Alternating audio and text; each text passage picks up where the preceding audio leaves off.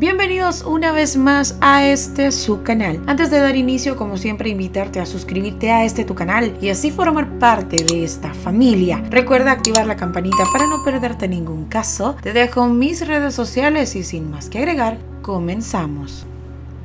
El caso de masacre en Vista al Lago. Saúl Humberto Turbín Gómez, de 24 años, Leonidas Enrique Morales Morán, de 22 años, Nelson Omar Díaz López, de 22 años, y Wilfredo Pérez López, de 26. Son las víctimas en el trágico caso de ese día. Los cuatro eran soldados al momento de los hechos. Todos eran campesinos, hijos de familias muy pobres, originarios de zonas rurales del departamento de Ahuachapán y Sonsonate, exactamente en Tacuba, Turín, El Refugio y San Antonio del Monte. Wilfredo tenía 5 años de ser soldado, mientras que los otros 3 tenían 6, 9 y 25 meses de estar de alta. Ninguno de los 4 conocía muy bien San Salvador. Realmente meterse al cuartel significó para ellos ir más allá de sus municipios. Era la única forma de salir de sus lugares de origen, de dejar de ganarse la vida como jornaleros y ayudar un poco más a sus familias, a pesar de que sus salarios no llegaban ni a $300, pero esto significaba un salario mucho mayor en comparación a lo que podían ganar trabajando como jornaleros en sus lugares de origen.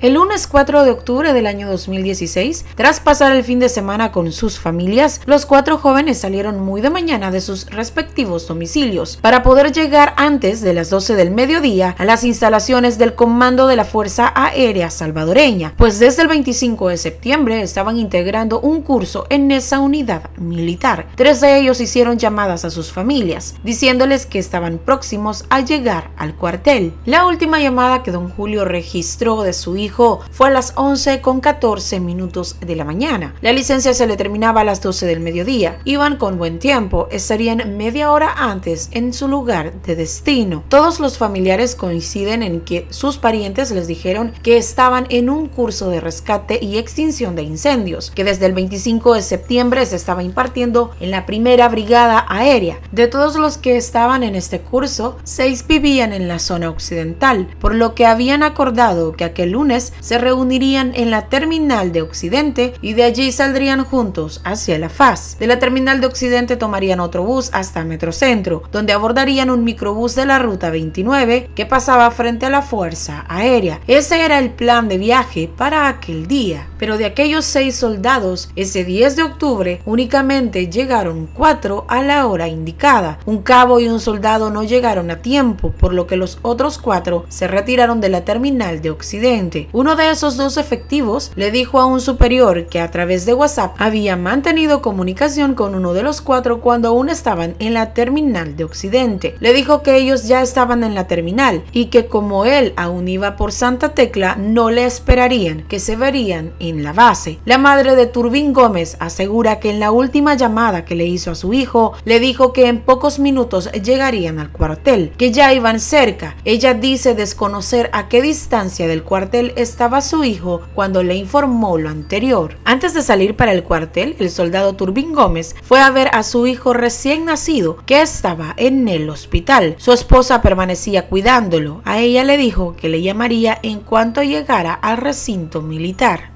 Pasado el mediodía, ella comenzó a llamarle, pues él nunca le llamó, pero el teléfono sonaba apagado. Igual pasó con la familia de los otros 3. Se quedaron esperando la llamada. Todos intentaron comunicarse con ellos, pero los teléfonos sonaban apagados. Mientras tanto, en la Fuerza Aérea los marcaron como desertores el mismo día. Y esto, por supuesto, indignó a las familias, pues esto significaba que la ausencia la marcaron como un abandono de trabajo, y no fue hasta el miércoles por la mañana que se comunicaron con los familiares para preguntarles por cada uno de los soldados. Estos les dijeron que el lunes por la mañana habían salido rumbo al cuartel, y es hasta entonces que comienzan a hacer las indagaciones y sugieren a las familias que de forma individual pusieran la denuncia por desaparición, tal cual si se los hubiese tragado la tierra. Nadie vio nada, nadie sabía nada. Abordaron un bus y se esfumaron. La madre de Turbin Gómez pasaría los siguientes 15 días viajando al cuartel y a la policía para preguntar sobre su hijo, pero siempre recibía la misma respuesta: estamos investigando. De momento no hay novedad. Nosotros le avisamos. La madre de Turbin cuenta que el día en que su hijo Turbin desapareció, su primer hijo, el hermano mayor de Turbin, estaba hospitalizado tras recibir un ataque de una pandilla. El hermano de Turbin fallece 9 días más tarde. En medio de este duro proceso, las familias tuvieron que soportar además que la Fuerza Armada les insinuara la posibilidad de que los soldados hubiesen viajado ilegalmente a Estados Unidos. Esto, por supuesto, indignó a las familias, que estaban seguras que ninguno abandonaría así a su familia sin decirles nada, dejándolos a la deriva y con una preocupación inmensa. Algo tenía que haberles pasado. Por supuesto, la Fuerza Armada desmentía todo lo antes mencionado. La noticia de la desaparición de los 3 soldados se hizo pública y comenzó a viralizarse, y es así como, mediante investigaciones preguntando a gente si les había visto, se revela que tomaron una ruta equivocada. Tomaron la ruta 29A. Esta ruta les llevaría sin saber hasta la colonia Vista al Lago. Ellos se habían confundido, ignorando que no todas las unidades de la ruta 29 transitan frente al lugar donde ellos se dirigían. Y es exactamente la ruta 29A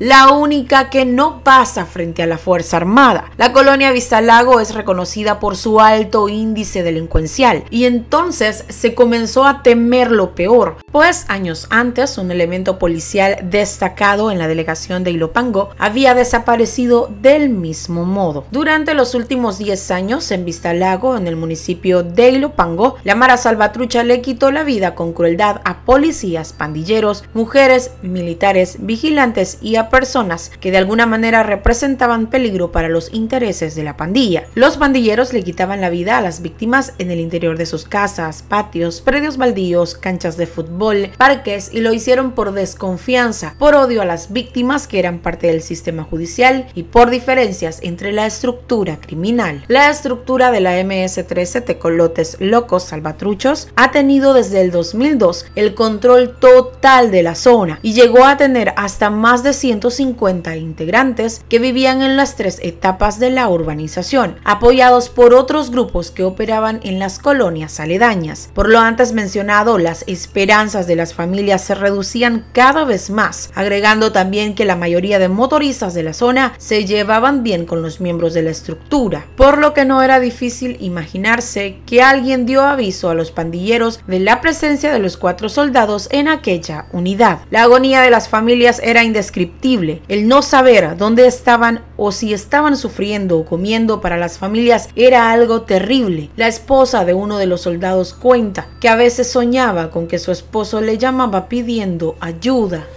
Pero él estaba alegre aún sacando de curso cuando estaba. Papá me dijo que todavía el día domingo que estaba conmigo me dijo: hoy voy a ganar más, le voy a ayudar más. Me decía. No hubiera deseado que él se fuera para el lugar, pero él me decía: papá, tanto que hemos sufrido, yo quiero que usted viva mejor. Solo con deseo. Y a la primera pista, testigos aseguraban haber visto a los 4 soldados en una cancha de la zona de Vista al Lago, rodeados por un numeroso grupo de pandilleros de la Mara Salvatrucha. Esta sería la última vez que se les vio con vida. En marzo del año 2017, el ejército emitió una falsa alarma del hallazgo de 4 cuerpos en las cercanías del lugar donde se extraviaron los 4 soldados. La familia expresó alivio por primera vez en varios meses. No obstante, la información fue desmentida en poco tiempo y la angustia para las familias regresó. Cuando le dicen esas palabras a uno, hay más dolor, porque yo me recuerdo muy bien cuando ellos me decían, me dieron un papel, me dieron firme lo que es un desertor. Me dolió tanto, pero hasta el día de hoy lo único que yo le puedo decir a la actualidad es que en esta vida todo lo necesitamos.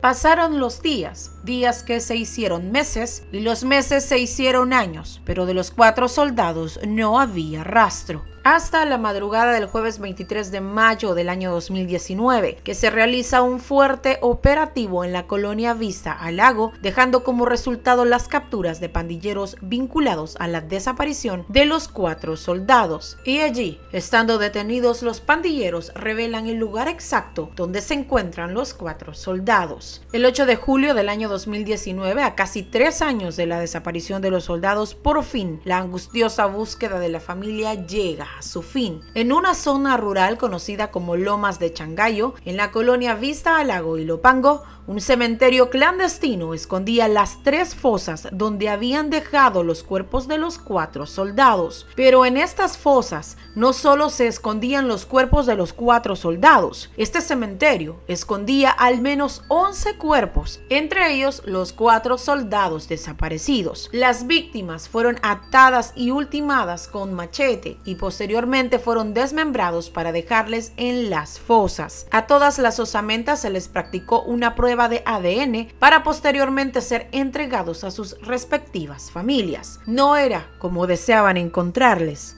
no era como debía terminar. Pero ahora las familias tenían el consuelo de saber dónde estaban sus seres queridos. La angustia y la zozobra se había terminado. El dolor continuaría latente, pero tendrán un lugar donde llorarles y donde llevarles flores. Los 4 soldados fueron velados y posteriormente sepultados. En el caso del soldado Saúl Humberto Turbín, fue sepultado en el cementerio de Tacuba, el mismo lugar donde estaba sepultado su hijo, a quien apenas alcanzó a conocer cuando era un recién nacido. El bebé falleció cuando tenía tan solo 5 meses tras padecer una enfermedad. Las familias, debo mencionar, no recibieron ningún salario o beneficio económico por parte del gobierno o Fuerza Armada.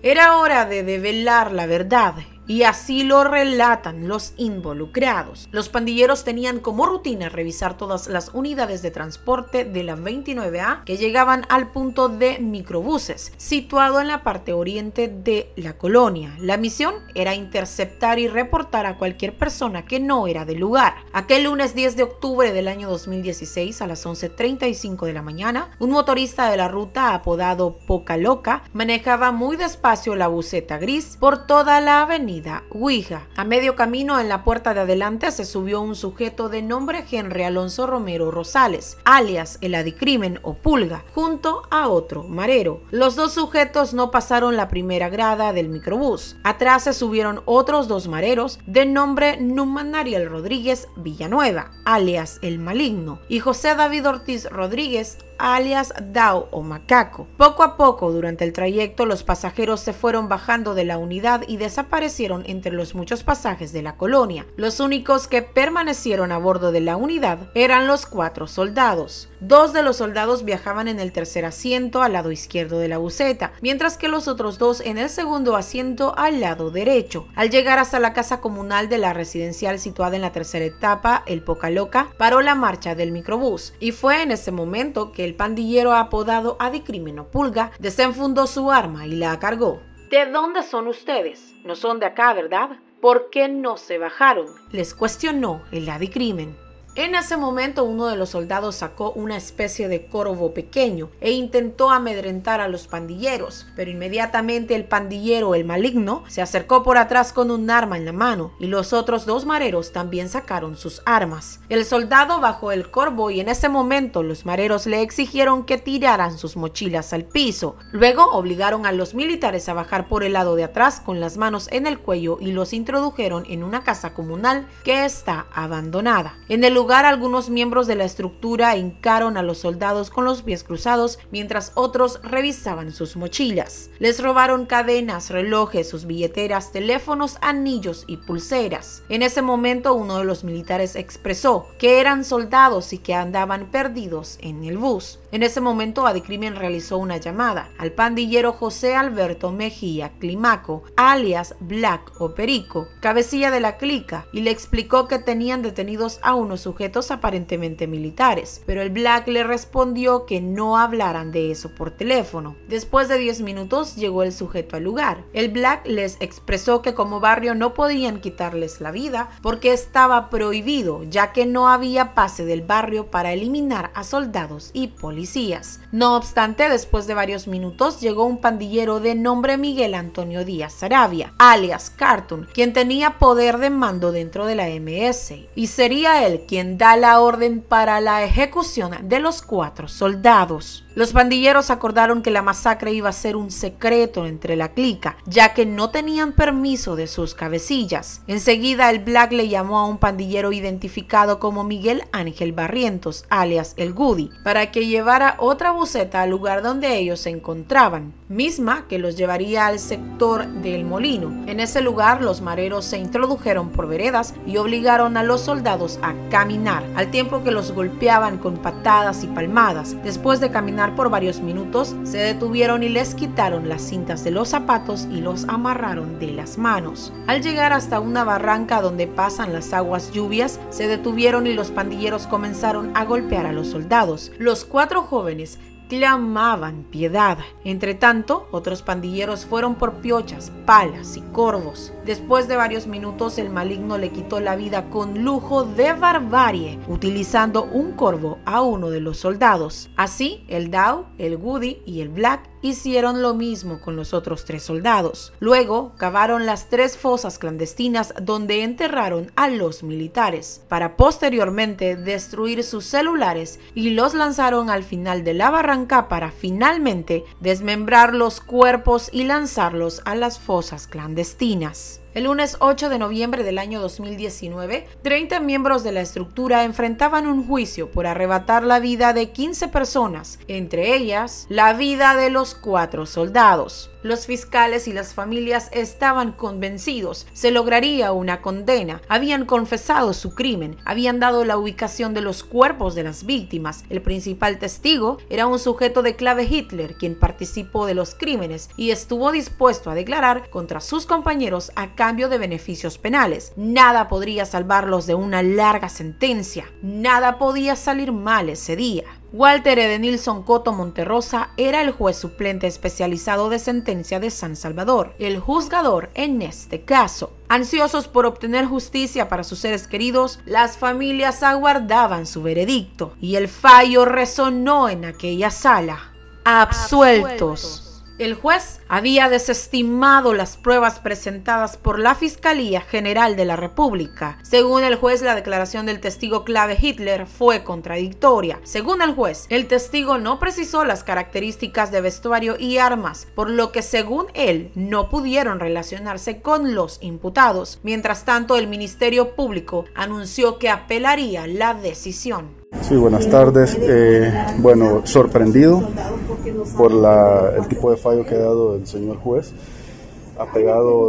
No está pegado a derecho, bueno, ni siquiera está pegado a la realidad que se ha dado conforme a la prueba que Fiscalía ha presentado.